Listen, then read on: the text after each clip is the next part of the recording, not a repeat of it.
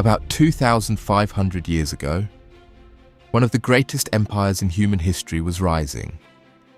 Its land stretched across 3 continents, from Egypt to India, from Central Asia to the shores of the Mediterranean. Millions of people lived under a single ruler. They spoke different languages. They followed different religions. They belonged to completely different cultures. Holding such a vast empire together seemed almost impossible. But one man managed to do it. A warrior, a strategist, and one of the greatest administrators of the ancient world. His name was Darius the First, and the system he created would help keep one of history's largest empires together for generations. Darius was born around 550 BCE. At that time, Persia was a rising power. Its legendary founder, Cyrus the Great, had already changed the balance of power in the ancient world.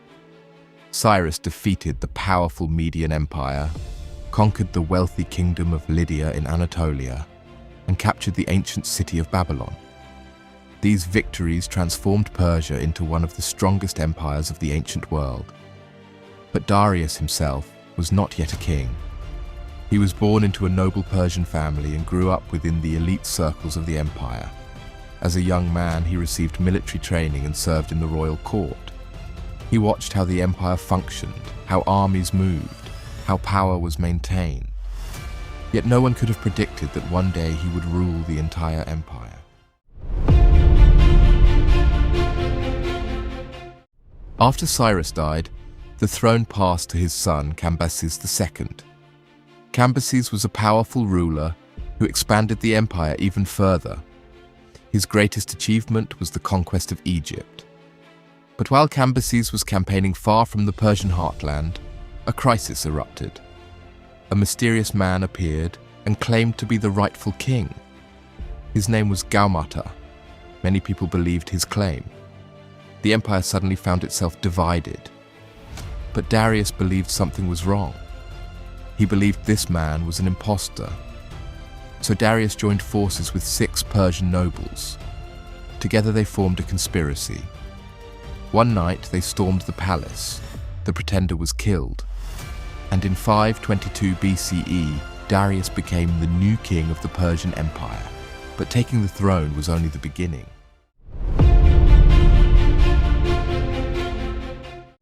When Darius became king, the empire was on the verge of collapse. Rebellions broke out across the land. Babylon rebelled, Media rose in revolt, other provinces declared independence. Many people did not recognize Darius as the legitimate ruler. The new king acted quickly. He gathered his armies and marched from one rebellion to another. According to ancient records, Darius crushed 9 major revolts in a single year. These victories were later carved into the famous Behistun inscription, a massive rock relief in modern-day Iran. The inscription tells the story of how Darius seized the throne and restored order to the empire. By the end of these campaigns, Darius had secured his rule. The Persian Empire was stable once again. But Darius understood something important. The Persian Empire was simply too large to rule from a single city. So he introduced a revolutionary system of administration. He divided the empire into provinces called satrapies. Each satrapy was governed by an official known as a satrap. However, Darius did not rely on governors alone. Each province also had military commanders and financial officials who reported directly to the king. In addition, royal inspectors traveled throughout the empire. These inspectors were known as the king's eyes and ears. Their job was to ensure loyalty and prevent corruption. Through this system, Darius created one of the most advanced administrative systems of the ancient world.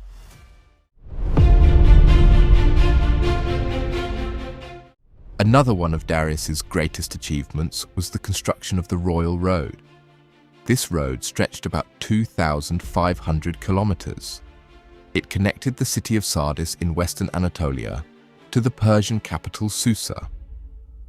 Along the road, relay stations allowed messengers to change horses and continue their journey.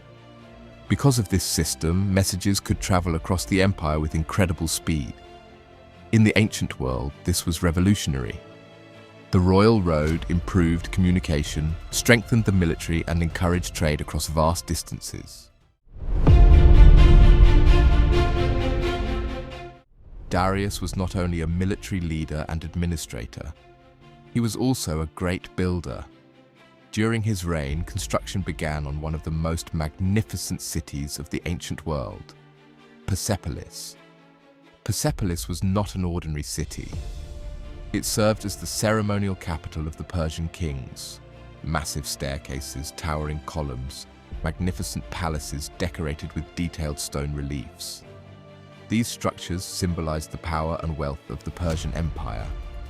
Even today, the ruins of Persepolis remain one of the most impressive archaeological sites in the world.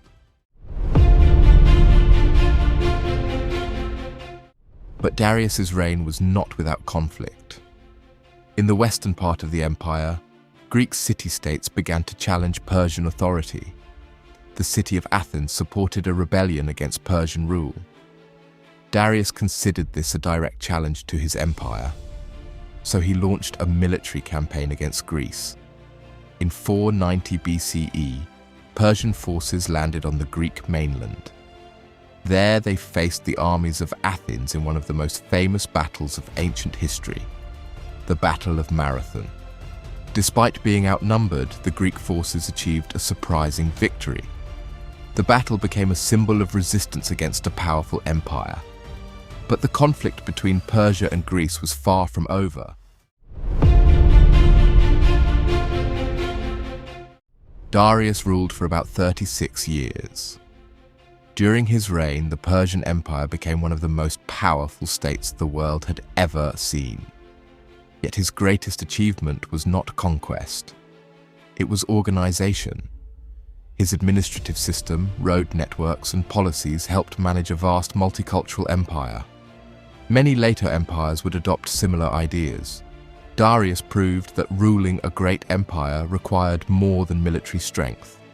It required structure, planning, and vision.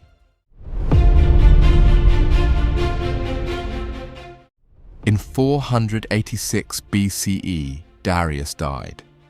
But the story of the Persian Empire did not end with him. After his death, the throne passed to his son, a king who would launch one of the largest invasions the ancient world had ever seen.